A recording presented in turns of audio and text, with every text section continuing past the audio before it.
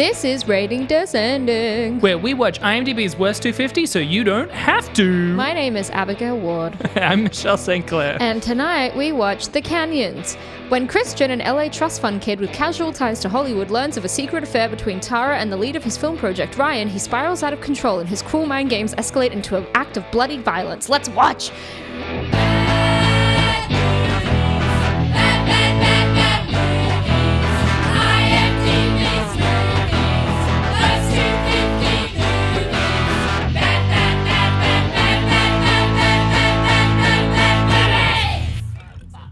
How about we just take 7 minutes of needed... Let's take a break. Let's take a break? Yeah, but we'll keep it rolling. Yeah. Let's take these 7 minutes to just relax, unwind. Listeners, I know you're listening to this because you're like, maybe I need a chuckle. Maybe I need a laugh. You know, maybe I need to check in. You know, maybe what I need is a break.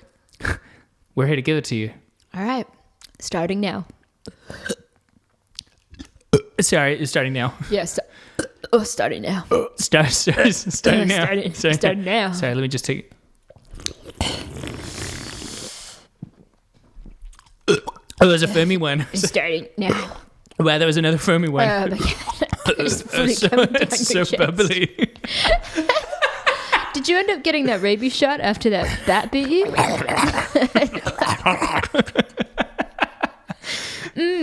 The delicious taste of Coca-Cola Zero Sugar. We're not sponsored by Coke. Real Coke taste. Zero Sugar.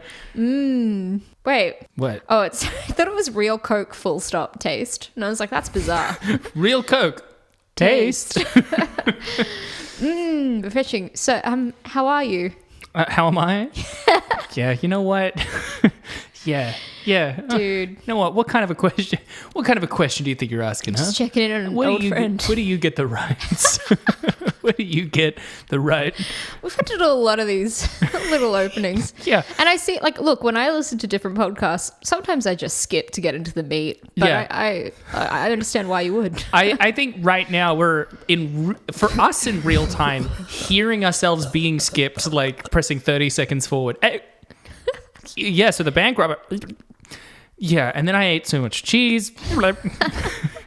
In Jamaica. Chirping and cheating. Skip. You know, it's all the same. Yeah, that's the whole podcast. I think it's just that everything I have to update on is either too personal to really want to share and get into, or, to be honest, not really much, and that's part of the problem, you know? Do I have anything? Oh my God, I do have something I could talk about. Okay. I can finally talk about it. But at this point, I will be very officially... I can't believe I didn't put it in the... This is me realizing right now that I'm bad at my job of promoting. However, that's because I'm good at my job of editing, which is not usually a promotion-heavy job, which is that fucking this doco that I have been editing has been officially announced to Screen Australia, so I can talk about it. Oh, or by Screen Australia, which is unerased, following, 9 trans teens, the sort of like... 9 trans teens. Self-vlogging. To rule them all. Yeah. And the 9 trans teens... Of the transgenders, 3 were given to the elves. 6... And the 9 trans teens, the most corruptible of all. The most corrupted were given to men. But the most powerful transgender of them all remained in secret. Sorry, was it they, them? Living in the... Hey, many of these trans teens are they, thems. What the teens don't like is binaries. Yeah, you know? True. It's like shame on you. It feels like the thing of like the bisexuals outnumbering the homos when it all shakes out. You know, there's so many of these non-binaries. Non-binaries. No, but genuinely, it's such a cool little project, and everyone should check it out when it's released. I don't know what the release date is, but if you're in Melbourne, the first 2 episodes of it will be premiering at Queerfest, and otherwise it'll be on TikTok and Instagram at -18 Youth. Amazing. Which is a queer group for people who don't know. I want to go. When's the Queerfest on? You know, it's... This is good radio. This is really good radio. God, this is so fucking good. So fucking good. So fucking good. Holy right now. shit, we're fucking this is killing possibly it. the worst opening we've ever. Should we just start again? And then you can just go straight into promoting your thing. How does this page not have it? Come on. No, it's November. It's November. It's the 9th to the 19th of November. Ooh. I think we should just get into the episode. Yeah, all right. Well, that was a great promotion, Michelle. Wow. Well, speaking of bad radio, can we just start again? We can start that again for sure. I'm not trying to pull out another 8 minutes. This week we watched The Canyons, and boy, did we! I think this might be one of the worst we've watched. Yeah. Also, look, I don't know why, but I think I heard the title The Canyons, and it kind of sounded like lighthearted to me for some reason. I was like, ooh, The Canyons. Is it like, I was honestly, it's silly, but I was almost imagining it was going to be some like family adventure in like the canyons. In the canyons? Yeah. I thought it was going to be like a horror thing. There'd be like a talking dog and like... What? Thinking like Kangaroo Jack-esque, like there's a magical animal. You got a lot out of just the Man, that's why you're a writer. These fucking ideas coming out of your head. I was imagining, like the American desert and it being some family film and then it being a talking dog. Wasn't prepared for a film that was about like abuse of controlling men, murdering women.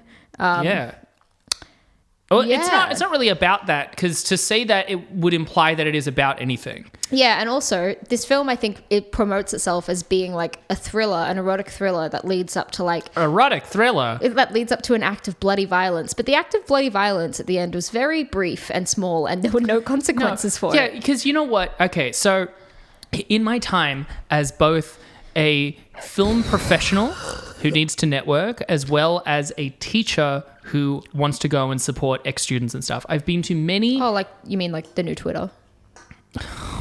Yes. Sorry, yeah. Students who are on Elon Musk's X.com. Yeah. The Everything app. I've been to many short film festivals that are not like the upper echelon, St. Kilda or Flickerfest and stuff, being like great stuff. But then there's many, many, many middle tier ones that I have been to. And at every single one, there is one... Oh, fuck. I'm glad I gave us both fizzy drinks. You gave us the fizziest drink imaginable moments before recording. Yes. I've been to many of these, and at all of them there is 1 to 3 films that fall into this specific archetype of a young man has a angry / troubled / not present father, as well as a depressed / not present / dead mother. And they sort of they're working through their anger issues in a way that is sort of unexpected, but by that I mean it mostly manifests in them sort of wandering around whatever I assume the sort of locale of the director's childhood was, until towards the end there is an unexpected and supreme act of violence. Yeah. At which point we will linger on probably a close-up or a mid-shot for like 30 seconds, and then it'll end. And that film usually wins. And that bums me out because I hate it. Yes, It I usually agree. wins, though, because the panel are also directors who are also white men who think that their childhood is a lot more interesting and engaging than it was because they were angry ones. You know, it's so funny. So this film to me reeks of white men thinking that the story deserves to be told. This film is that short. Yes, definitely. And also, but what shocked me is that I watched this film and I really thought it was created by a younger man, that it might be his first feature. This isn't someone's first feature? No. What the fuck? Okay, you ready for this? Oh my... Should I get into some key details? Let's get into the key details. Yeah, I really thought it was like some dude called Brad and he managed to secure Lindsay Lohan and it was his first film. It really feels fresh out of film school, right? It feels like the guy is Christian and he has too much money and wants to make a movie. Yes, 100%. Not the case. Oh my God. And this is why it's so confusing to me and interesting. Like it was actually quite an interesting film to look into. That's cool. Because my first notes that I wrote on this, and I repeat it several times, is just, what is this? What have we stumbled across? Yes. Well, this film was directed by Paul Schrader. What? Yeah. That explains everything. Yeah. That's why it hates women but thinks it doesn't. Exactly. Because he literally co-wrote, like Taxi Driver, Raging Bull, Last Temptation of Christ, Bringing Out the Dead. He's also directed things like Blue Collar Hardcore, American Gigolo. Oh my God. Like a bunch of shit. And apparently his work frequently depicts troubled men struggling through an existential crisis, and that is punctuated by a violent cathartic event. I mean, Paul Schrader... it's about angry dudes and they unleash their anger and violence. And it's like, do you think that's good for young men to watch? He's literally like... on the one hand, technically one of the most talented screenwriters of his generation, but at the same time, a complete exemplary of like lead poisoned boomer brain thinking that like, and he's also angry old man on Twitter. Probably. He has a bad take every few weeks of like, Jesus Christ, Paul, shut the fuck up. On X. Also, I don't think it's like a lead poisoned brain. I think it's just coke poisoned. Apparently he was taking a lot of it in the 80s. Yeah, I mean, that tracks. So absolutely coke addled. But yeah, he was born in like 1942. Like he is a seasoned man, a seasoned director, he's seasoned a little writer. over-seasoned at this point. Yeah, exactly. He is well done. So I could not believe that this was directed by him, but it wasn't written by him. And here's the other interesting part to this. I thought you'd unlocked the fucking mystery. No. He didn't write this. He directed it. It's Paul Schrader's worst skill. I don't know if you're going to know this guy just from name alone, because I didn't. But once I looked into him, I was like, holy shit. The guy that wrote this, his name was Bret Easton Ellis. Yeah, he wrote the American Psycho book. Yeah. He also has like a pretty good podcast where it's known for like his like long screeds and stuff. He's very into the issues. Yeah. And what's so funny about him is that thinking about how Paul Schrader has already come across as a director that does a lot of things about male violence and men in an existential crisis. This writer is kind of known for sexist work. He writes a lot of things that people think are sexist. Bret Easton Ellis wrote a satire and Paul Schrader made it a legit movie. Yeah, basically. That feels like that must be what happened, right? Because like American Psycho is a fucking satire. It is, but then like apparently he came out with this like initial book that people were slamming as misogynistic as well. Like people have said it about a lot of things that he wrote as a younger man. So it's criticism he's gotten in the past genuinely. And then, but he does do satire, he does do black comedy, and he bases a lot of his like horrible, arrogant male like protagonists off of Paul Schrader. Off of his dad. Apparently he had a really shit relationship with his dad. Later he said he took it back. But what was also interesting is that apparently when he was a younger man, people were like, you don't like women. He was like, of course I like women, like I have sex with them, like I love them. And then and then he came out as gay. Just on top of that, like that's a shit response. There's a lot to unpack. There's a lot to unpack because it turns out he didn't. All right, Brett. You know what? I may have been a little overly generous in going. Yeah, so there's. He might have just written this movie. Yeah, look, I think that there's a lot. Like these two men do have a fairly questionable background in some respects. But it does sound like it's like Alien Resurrection. Joss Whedon wrote the script, and then Jean-Pierre Jeunet directed it, and they basically both like wanted to make the complete. Like everything Joss Whedon put into the script, Jean-Pierre Jeunet took the opposite thing from it, and so that's why it made a bad movie. It feels like there's a world in which that's the case with this, right? Where Bret Easton Ellis wrote like a dull satire, and Paul Schrader was like, yeah, this Christian guy, he's really interesting. Well, here's the interesting thing, and I actually didn't include this in the trivia. I took it out, but Bret Easton Ellis later commented that essentially he really hated the film at first when it came out. He thought that Paul Schrader had taken it and like manipulated it into an entirely different film. And then later he went back on that as well and said, I actually think he did a really great job. I'm really crazy. For it. Yeah, he's really happy with the final product. That's the most insane thing. Did someone like pull him in a room and was like, you have to cut this shit out, all right? Schrader needs this. Schrader has a noose and a gun in the other room. You have to say that you liked his movie. You know what also confuses me about Paul Schrader? Paul Schrader, like, I don't like anything I've really read about, like, who he is as a person. But then his wife, this is interesting. So he was married to a woman in, like, the 70s. They divorced. But then in 1983, he married a woman called Mary Beth Hurt, and they're still together. Oh. She's a Tony Award-winning actress. She used to be married to William Hurt, the actor, which is where she got her surname from. And she has done, like, she's basically just like an actress and a stage actress as well. They've been married for like 40 years, and apparently they have a really beautiful, wholesome marriage. That's cool. And also she is just like, she has like Alzheimer's, and as of this year, he's moved into like a facility facility with her to help take care of her. That's so sweet. everything I read about him and his wife, I'm like, that's so fucking beautiful. This is the thing with Paul Schrader, is that he could just be like a lovable old man, and then someone led him onto X. Yeah. And it's just every time he tweets, you're like, oh, Grandpa's sleepy, huh? Yeah. Maybe put down the phone, huh? The reason I bring up his wife is that she comes into a piece of trivia later that I wanted to talk about. And I just wanted to set up the fact that apparently they have a really fantastic, healthy, long marriage. And she's going to die soon of Alzheimer's, and he's doing his best to like make her life really happy and you know, healthy. But I was reading about her thinking, I wonder what she thought of this weird fucking project. Yeah. I think at a certain point she's got to just tune out to Paul Schrader's works. Probably. It just fascinates me. But anyway, she'll come back later. That's some of the key details. This film also it stars Lindsay Lohan as Tara. We've got James Dean, who plays Christian. But it's like two E's, right? It's like James Dean. He is a famous porn star. Oh. And I actually kind of realized that at some point in time, I think I've seen him around in porn, because he was like a very familiar face. And look, this isn't fun either, but apparently James Dean has had a lot of sexual assault allegations charged against him, even in films that he was in, like on set during shoots. It's really dark, to be honest. I don't even want to bring it up. Oh boy. There's a lot of like sexual assault allegations and forcing women to do things that they haven't consented to in film shoots and causing damage. Like Deep Throat. Yeah. Oh, God, women just... Anyway, and then there's Nolan Funk. Women go through a lot. Barbie taught me that. The Prestige! Now the audience knows exactly which episodes were recorded in a batch.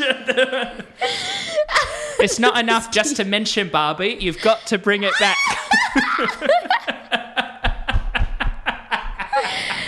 Fuck. Nolan Funk played Ryan. What? Nolan Funk. Great, cool. Amanda Brooks played, I imagine, either Cynthia or Gina. Couldn't be fucked. Does it matter? And Gus Van Sant played his therapist. Making him technically an all-star because he directed Psycho. Yes, he did. I was like, holy shit. So he's a rated ascending all-star. Was he in Psycho at all? No, he just directed it. But he's been on the list twice. Because I was like, why have I looked up Gus Van Sant for this podcast before? And then I remembered. So that you could tell me about Psycho with Vince Vaughn. Yep. This film has 3.8... It had 3.8 stars when we locked the list, and it was made in 2013. Here's the overview. Okay. Just so the audience, the listeners, can understand why this film sucked. No, and also so that I'm listening with keen ears because I want to know what the fuck happened in this movie. Why does it confuse you? I thought it was pretty. I think because it's so simple, and yet people just act as if things have happened. Yeah. People constantly are like, "What's this? Huh? What's that?" And I'm like, "What are you referring to?" Here's the overview. Ryan is an actor who just got his big movie break thanks to his girlfriend, Gina, who works for a domineering movie producer called Christian.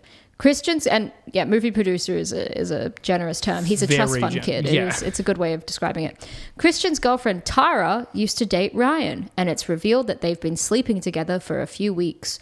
Christian starts to suspect Tara and tracks what she's up to. Ryan wants Tara to leave Christian and puts Christian's ex, Cynthia, up to convincing Tara to leave him. That wasn't very well explained. Ryan wants Tara to leave Christian and puts Christian's ex, Cynthia, up to convincing her.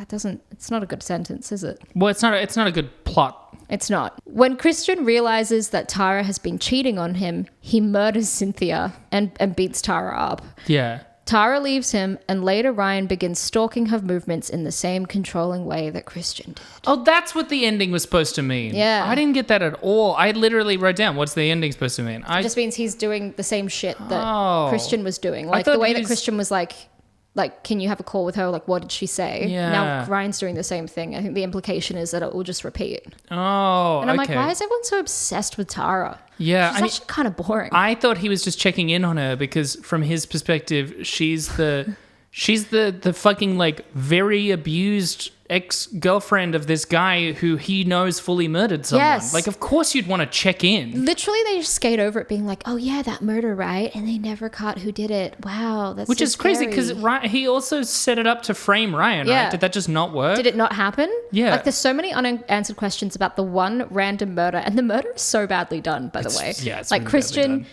James Dean, fuck, I hate James Dean. Like, after reading about everything about him, I'm like, I can't believe he was in this fucking movie. Yeah. Not only that, I can't believe that he, like, was, like, the person that got the least undressed in, like, the sex scenes. I'm like, he's the porn star. Yeah. Busted out. We did see full flaccid. We did. And actually, that was refreshing. Yeah. It's just a dude trying to tug himself off full flaccid.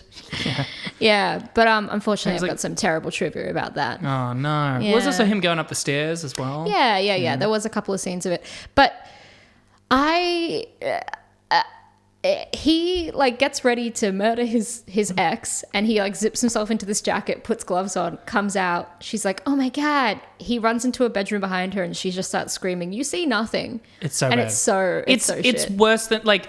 I've made the student film comparison before on this podcast, but this one is so striking. I think because of the specific way that some of the scenes are shot makes me think of some of the student films that I've seen. And I love my students. They make work better than this. Absolutely. Like, when I say student films, I'm talking like before they start to learn in the second year and make good stuff. Yeah. Like, they're not turning in this. This is awful. The bit that, like, made me realize it's a student film is that there's literally a scene where I think it's like, not Tara, it might be like Ryan. He gets up and he puts something down, and they clearly just didn't block where he would put it down because it looks really awkward and strange. And you're like, that's like filmmaking 101, is that you block every movement and make sure it looks natural. You can clearly tell they're just like, oh, just put it anywhere. Well, and also, like a student film, it's edited like shit. Yeah. This is one of the worst edited films we've seen. Paul Schrader. Fucking Paul Schrader. That's why I can't believe it, because also, like, one of the scenes that this is where it really cemented for me, like, oh, this feels student film, is where Lindsay Lohan and Ryan are talking in the cafe thing outside, and there's two aspects of that scene. One where she gets really hyped up and she's like, you can't talk to me anymore, we can't see each other. Yeah, that one. Yeah. There's two aspects of that scene. One is that it's so fucking bright. It is. It's so bright, it almost feels like ungraded. Yes, it's so flat in terms of colors and so bright, and in such an ugly location. They're in this like horrible, so awkwardly mall. Staged and framed it's as well, really as if scene. It's like they didn't have a real permit. They're just like, you can shoot over there, you know, that sort of thing. It's funny you say that. Interesting. I didn't bother to include it either, but apparently there were many scenes that they weren't able to complete because they tried to do it without a permit and got caught. There we go. Which means that there's probably a lot of scenes where they did do it without a permit and didn't get caught. Paulie, come on. What are you doing? I don't understand. Well, you're not coloring your fucking gorilla scenes. You're Paul Schrader. What are you doing? Because the other thing, and this is where I'm like, Bret Easton Ellis, come on, is the fucking clunky exposition of Ryan, where he's like, oh, does he know about us? How we've been sleeping together for 4 weeks? How you were in love with me for 3 years? How we lived together for a year? And I'm like, how we met? This is literally, I remember in a screenwriting class, almost word for word, that is an example of like bad exposition. Don't do that. That's terrible dialogue. Most of the script was terrible Bret Easton Ellis and Paul Schrader, what are the two of you doing? I just cannot. I know, I was like, this has to have been made by some fucking like weird, horny, stupid 24-year-old. No, it was Paul Schrader. By a weird, horny, stupid 68-year-old or whatever.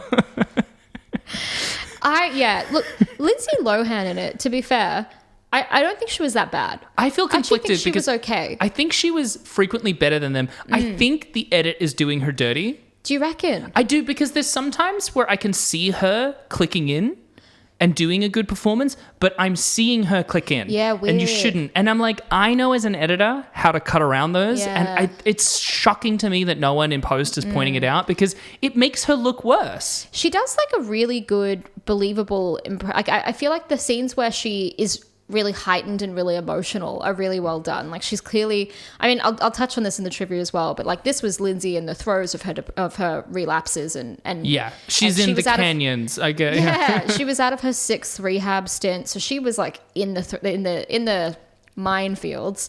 And yeah, we're not going to dunk on Lindsay Lohan, which is funny because so many people want to. Ugh. But anyway, I thought gave a really good performance, but at the same time, there's not much she's really acting against. She's got James Dean. This is his first non-pornographic role. It's his first role where he stayed. And let me tell you, can't tell. Yeah. And she's got like the guy that plays Ryan is pretty forgettable, pretty turgid. Yeah. What's Nolan Funk. Nolan Funk. He's pretty dramatically inert. I think he was in Glee. I think that's where he got his start. Nolan Funk.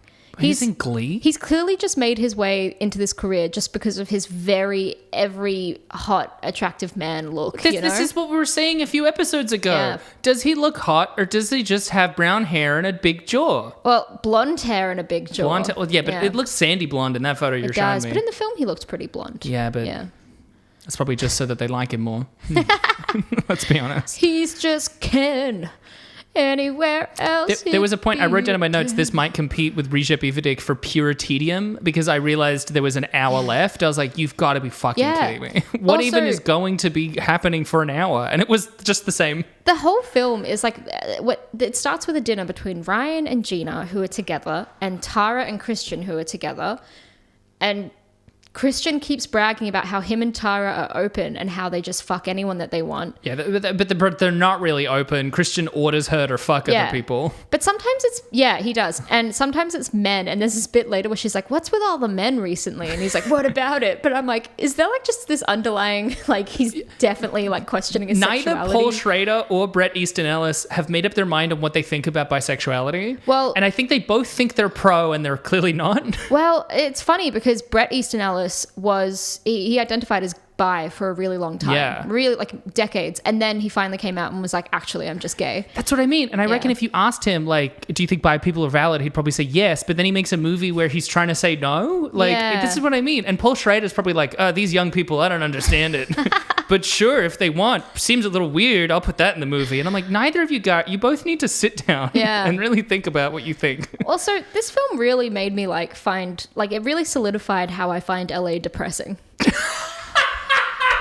Every shot of LA, like Lindsay Lohan's like big blowouts and the clothes she would wear and getting into her little car and driving around, I was like, I don't care that it's sunny. It's sunny here. I would kill myself if I lived there. There's nothing inspiring or aspirational about any shot in this movie. No, I don't want that Malibu beachfront home. No, it just fucking horrible. I once described to someone else as to why we moved to Melbourne away from Sydney, and I was like, LA is big Sydney, and that's part of why I don't like LA and I don't like Sydney. Didn't you say that someone had described LA as like, it's like Sydney for optimists and then Sydney was like LA for pessimists? That was a director I've worked with, Paul Barakat. That's a great observation. Shout out to Paul. Yeah. He was filled with one-liners like that. He's a great observation. Such a great guy. And it's true because like in America, everyone's like, I can do it. And here we're all like, it's not going to work out.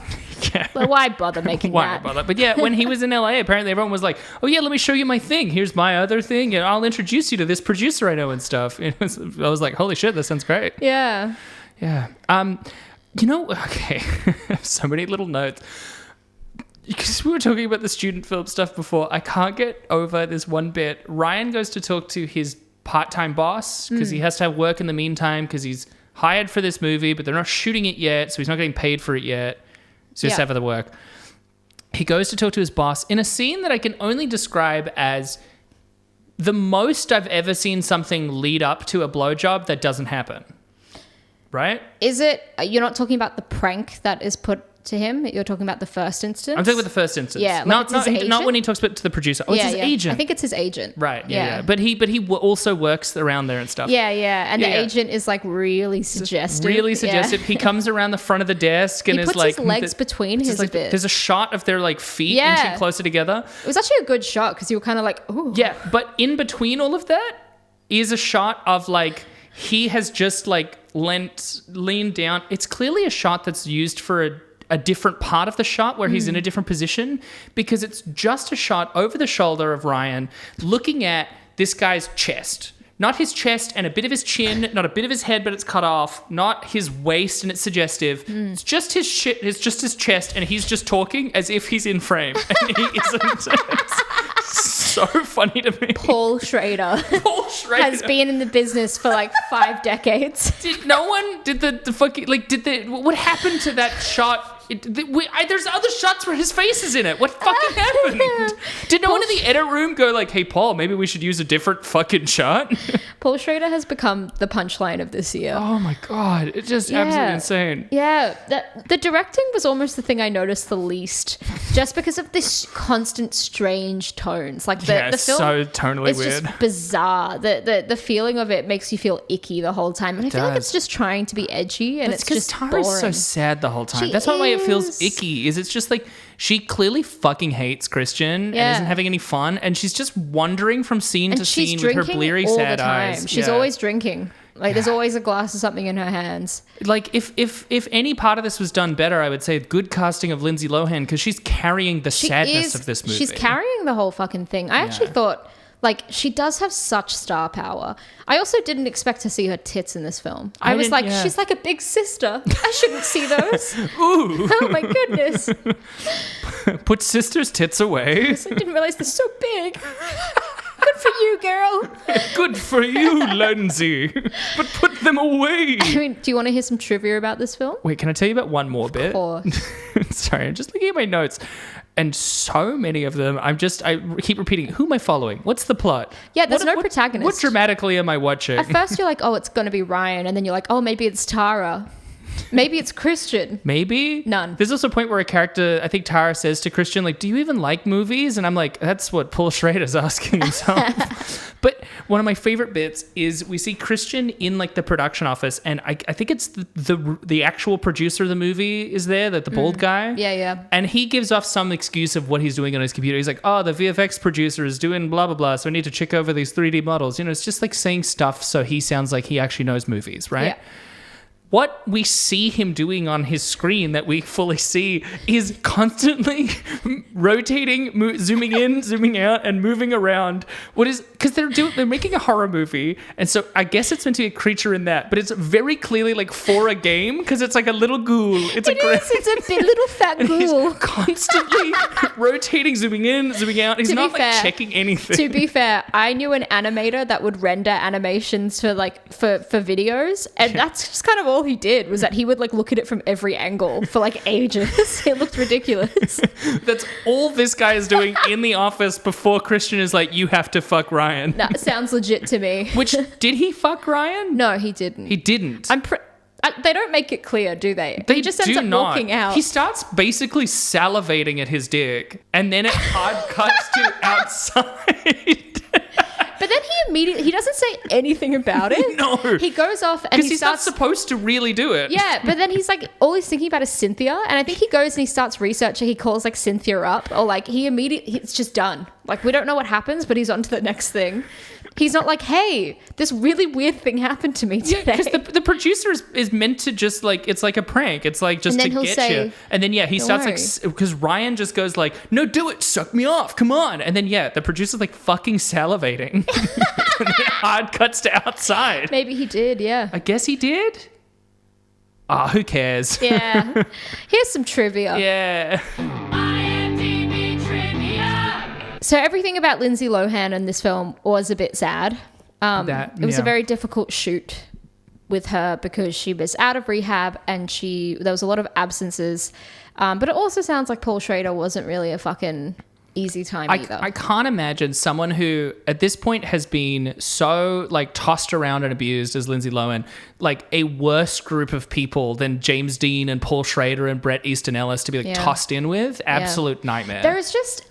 As a woman, there is nothing worse you can be than having any kind of addiction. Like, if you have a drug addiction or an alcohol addiction, you will be villainized for the rest of your life. Like, the way that we spoke about Amy Winehouse before she killed herself. I feel like there's almost this, like, oh, it's a bit of larrikinism if a man is drunk all the time. But if a woman is, God forbid, like, she's just an absolute, like, disaster of a human being. Yeah. Women get so much less space to be messy and to be flawed. And I feel like it's just an example really inherent with Lindsay Lohan, unfortunately. Yeah. I fucking love her. And I think a lot of millennial women in particular have a love for her. Yeah. But so essentially, and I left this out of the trivia too, but I might as well mention it. She initially was approached to star as the Cynthia character. Oh. And she turned it down because she didn't want it. And she was like, I want to be the lead instead. And so she auditioned for it and they were like, yeah, she's great. fantastic. The idea of this movie with Lindsay Lohan just as Cynthia in the background and then getting murdered, awful.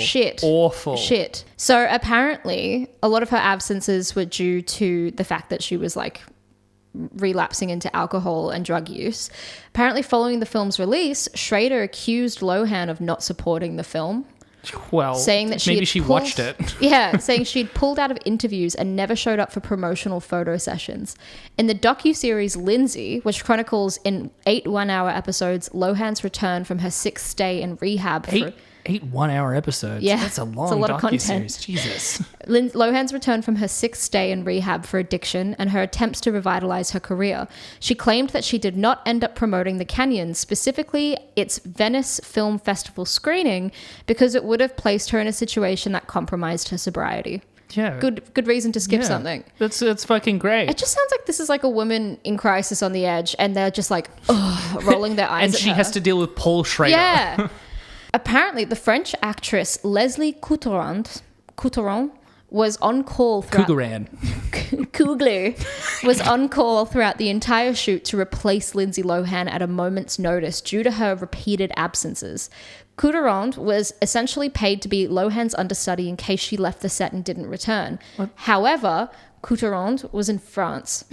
Also, once Lohan filmed her first couple of scenes, she knew there was less chance of her being replaced because the production couldn't afford to reshoot them with another actress. So they kept this woman on like standby, but she was in fucking France, which is so weird. Bizarre. It's so weird. Also, that's one of those things that I'm like, that is cruel. I kind of understand the business case, even though that's fucking cruel. Yes. You know? Also, this is just according to Bret Easton Ellis.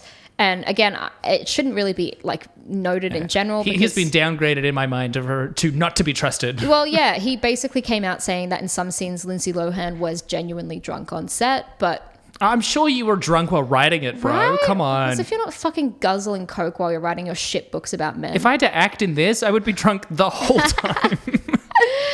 Also, at one point, so James Dean...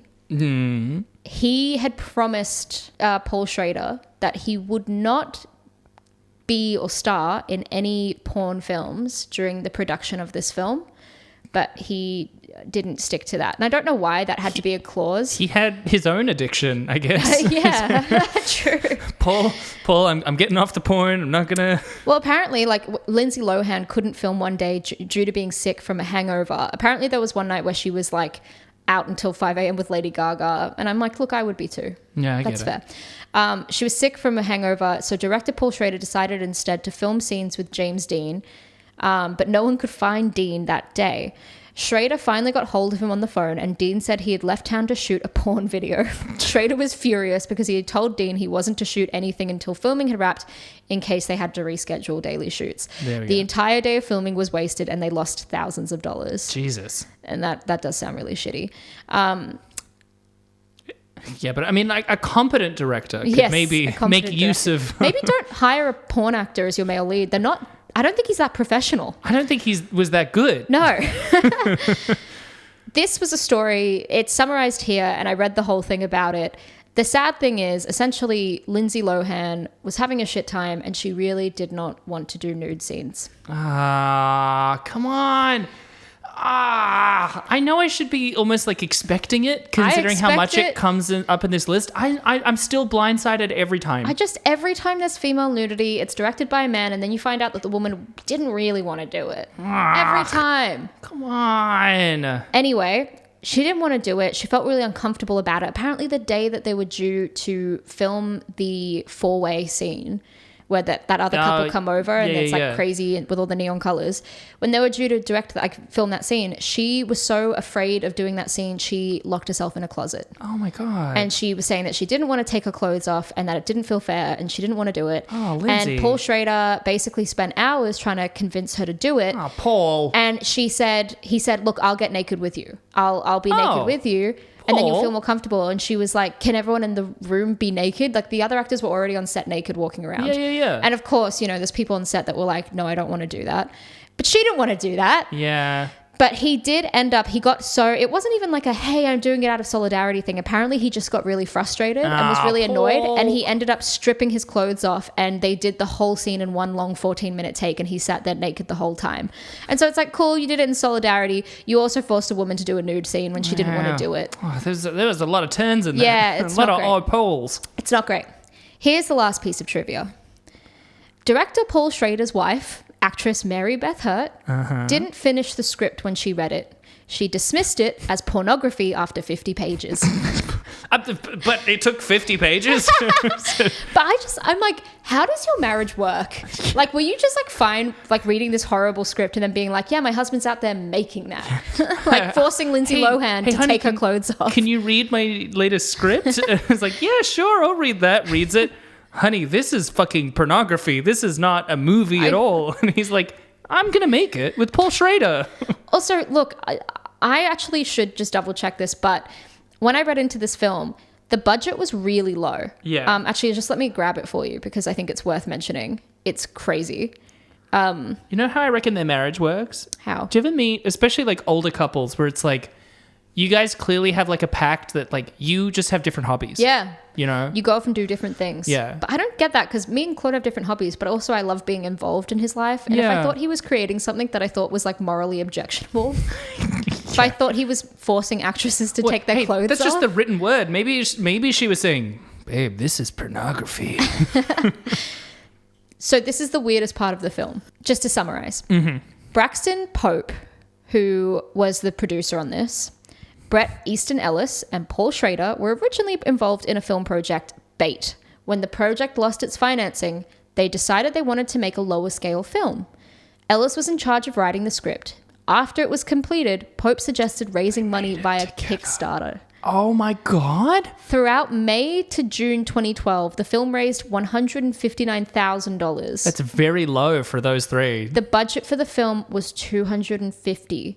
And the actors were reportedly paid, $100 a day. This movie was made for $250,000? Yeah. Jesus. I mean, it fucking shows. Yeah. But that's why it looked like a student film. Jesus. I've worked on movies that have cost more than that. And I'm not just talking about Blueback, which obviously cost a lot, but like $250,000 is nothing.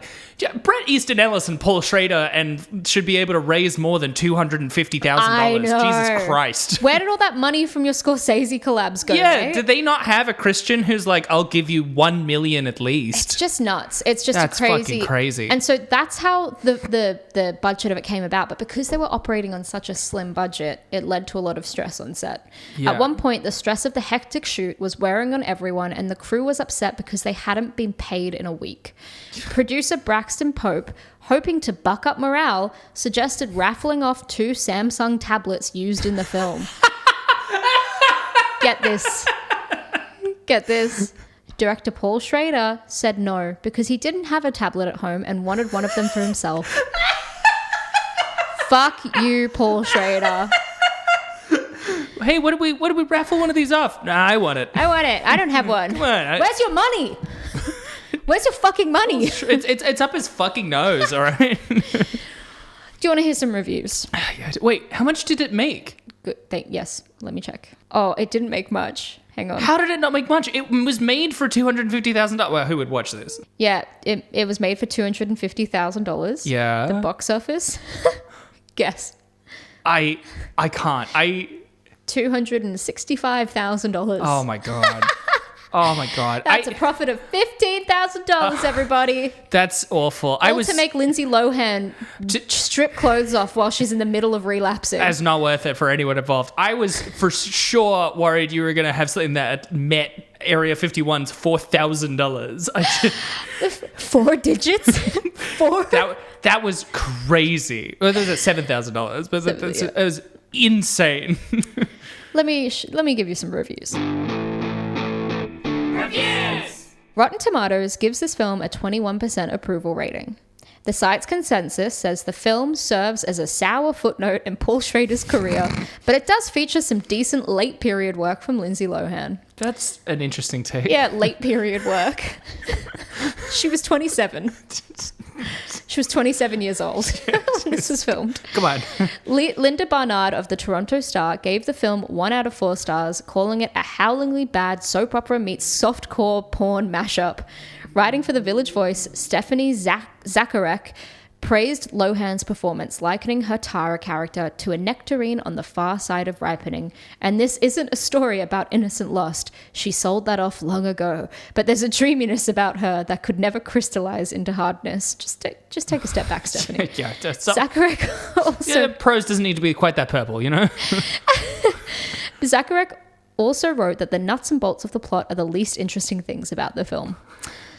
Here is a 10 out of 10 review left by Connor Clowes called cool. An amazing movie. I had high expectations for this, and I was right.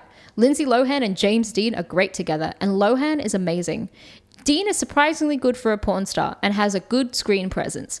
The story is decent, but is still interesting enough. Noah Funk, also very good. The final scene of him, perfect. The rest of the cast, barely in it, so they do not matter much. But they're still good. I especially liked Gina. Who likes Gina? Sorry, what did she give that you liked? Gina? And wish she had been in the film more. An especially good scene involves Nolan at a DVD store. The lighting was used perfectly. It was just fluorescent overheads. The one where he was getting like followed. That didn't go anywhere, did it? It didn't. It didn't. We didn't even touch on that. What the fuck? I would recommend this movie to anybody. If you appreciate character development, because the movie is mostly dedicated to that. 10 out of 10. Also, I gotta say, on the note of the video store, I know it's just because of the places that Paul Schrader and Bret Easton Ellis would have access to being of their age and stuff, but this movie is upset. The only set dressing in any scene is books and DVDs. Yeah. Every single wall is covered in the largest bookcases of the most DVDs or VHSs you've ever seen. Yeah. That's it. That's it. I just wanted to point that out. I guess I didn't have a take on it or a funny punchline. So many DVDs. It's just crazy. It's so notable. I was thinking about the house that they live in, like Christian's big, Malibu house. I feel like I would go mad living in that house. It looks so echoey. He does, yeah. It looks so echoey and sad and white. It's like going on, like living in a... Like 8 bookshelves of DVDs where he goes to then his therapist who also has the enormous wall of DVDs. Well, I mean, he's a director, Gus Van Sant, so... It's his side business. So he's not talking to his therapist, he's talking to Gus Van Sant. Yeah, it's a cameo as Gus Van Sant. So what are you thinking about your dad? Does it have like homosexual undertones, or because that's the only way I'll get interested. Gus Van Sant, it's homosexual overtones, all right? Oh, milk wasn't gay enough for you. Here's a review left by Lamegabite. 10 out of 10 review called Hot California. Also, hey, let's just say his Idaho wasn't very private. That was so late, but I thought it was good enough. It was worth it. It really carried. This is where it starts. It's a bit the same story as Babe number 76, Ashley Smith. What? Once upon a time, there was a fabulous celebrities forum called Zodcaps. What? With awesome daily updates of babes. What? So I guess I picked Lindsay here, notably with her paparazzi shoots, when she walked outdoors braless and with only a sheer black shirt. Oh, what? And for sure, Lindsay has 2 beautiful arguments well displayed in this movie. And foremost, the character that goes with them. Nude shower, sex with a porn star, and a group sex orgy. This is why it's stupid. Paul Schrader wrote this review for sure, right? I think this movie looks a lot like her real life, as she likes to have fun, to party, and to have sex with whoever, but fails to find yet her charming prince. Anyway, after Laurel and Mulholland, it's also another LA Canyon where very hot things happen. Like Jackie Collins, this movie helps to discover the real sex-obsessed Hollywood and not the one they want us to believe. 10 out of 10. Some dude had a psychotic break over seeing Lindsay Lohan's tits. Yeah, so he had his own like Ratatouille where the critic has the Ratatouille, but it was seeing her tits and remembering his time as a youth on forums looking at her nip slips. Jesus Christ. I could understand the film, but I could not understand that review. Well, that was La Megabytes review. What was your review, Michelle? I feel Try like to not I've mention peered Lindsay into a Lohan's mind tits. I never wanted to peer into. It's pure chaos. Yeah, it's unsettling. Now that's madness. That's the face. You know all the jokes of like the face of madness, and it's like angry hamburger helper or whatever. That guy, that's the face of madness. Le Megabyte. We just peered into it. Le Megabyte. Actually, I have to know what other reviews he's left. I just need to know if They're he all always about comments reminiscing. about women's breasts. Okay, well, the photo looks like a phallic mushroom, so it's definitely sexual. Well, what is a mushroom if not already sort of phallic? Oh, God. Yeah, it's all about women. Oh, my God. Babe Watch 5. What? Creme de Femme. Creme de femme. Gallery of Sin. Oh, he's just leaving comments on porn. Oh. Nasty oh. Nymphos 17. Oh, 17? That's a lot of nasty nymphos. Hollywood Spa. I want to know the nice nymphos, you know? Why Yeah, do they got to be nasty? A stare fuck to heaven. That sucks. You have got to, like, you're home by 3 p.m. You've got to punch up stare fuck to heaven. Dripping Wet Sex 4. Oh, see, that's at least straight to the point. Fuck way to heaven is right there. Stare fuck. Oh, God, the last one is just called necrophilia. Okay. What was your review? Oh, what the fuck? You can't drop that in. That's crazy. End with a bang. This movie is dramatically inert, incompetently made and unpleasant to watch. Dramatically inert is the best thing you said on this podcast. Makes us sound smart. Dramaturgically, dramaturgically, I think it makes inert. sense. It is in every way exactly what you shouldn't make as a movie. You know, this is like a guide on how not to make a movie, because it's not even about anything. At every opportunity, it's so bad that half of my notes aren't even like, here's a little gag I thought was funny. It is like, what drama am I watching? Like, I go into teacher mode and I'm like, I want to critique it and give feedback of like, what is this movie about? Who are you trying to appeal with this movie? Like, nothing about this movie amounts to anything. This movie is less than the sum of its parts, and it has no parts. Yeah. I guess that makes it a 0. Like, it does kind of just suck. I would not recommend this as a bad movie watch. No, yeah, I fully automatic 0 for making Lindsay Lohan take her clothes off. Oh yeah. Automatic 0. I will say no more. Doesn't deserve our time. You're done. Well, did you like that, guys? Because we're also on social media. Ooh. Whoa. And we're just as angry and feminist there. Hell yeah, we are. We're on X Nice. as Rate Descend Pod. We're on TikTok XXX.